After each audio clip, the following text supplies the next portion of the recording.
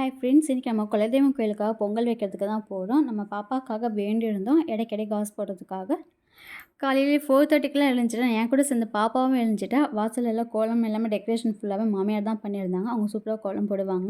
இன்றைக்கி வேலை கொஞ்சம் அதிகமாகவே இருந்தது. காலையில் எதுவுமே நாங்கள் சாப்பிடல. டைரெக்டாக வந்து கோவிலுக்கு கிளம்பிட்டோம். காலைல அபிஷேகம் கொடுத்துட்டு பொங்கல் வச்சுட்டு பாப்பாவுக்கு இடைக்கிட காசு போடணும். நாங்கள் ஆனால் இன்றைக்கி ஆக்சுவலாக சண்டே நம்மளுக்கு வந்து ஃப்ரீயாக இருக்கும்னு போனோம். ஆனால் அன்றைக்கி தான் பார்த்தீங்கன்னா சரியான கும்பல். நாங்கள் நேராக போய் பொங்கல் வச்சுட்டு அதுக்கு அபிஷேகமெல்லாம் முடிச்சுட்டு நாங்கள் கிளம்புனோம். எப்பவுமே பாப்பா பார்த்தீங்கன்னா வெளியே எங்கே போனாலுமே நொய்யு நொய்யுன்னு அழுதுகிட்டே இருப்பா. அவளுக்கு பிடிக்கவே பிடிக்காது. ஆனால் அன்றைக்கி பார்த்தீங்கன்னா ரொம்ப சமத்தா அமைதியாகவே இருந்துட்டா. விளையாடிட்டு கோவிலை சுற்றி வந்துக்கிட்டு அப்புறம் கடைசியாக தூங்கிட்டா அவள் டயர்டில். நடுவில் ஒரு வருஷம் நாங்கள் பொங்கல் வைக்கல. கன்சீவ் ஆனதுனால பொங்கல் வைக்கக்கூடாதுன்னு சொல்லிட்டாங்க. பொங்கல்லாம் வச்சுட்டு மாவெல்லாம் வச்சுட்டு கரெக்டாக ரெடியாக இருந்தோம். நாங்கள் உள்ளே போகிறதுக்கும் கரெக்டாக டைம் ஆகிடுச்சு.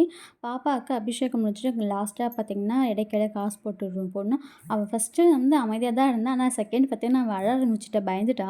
அப்புறம் சாமியெல்லாம் கும்பிட்டுட்டு கொஞ்ச நேரம் அங்கேயே ரெஸ்ட் எடுத்துகிட்டு எல்லாேருக்கும் பொங்கல்லாம் கொடுத்துட்டு நாங்கள் கிளம்பிட்டோம்.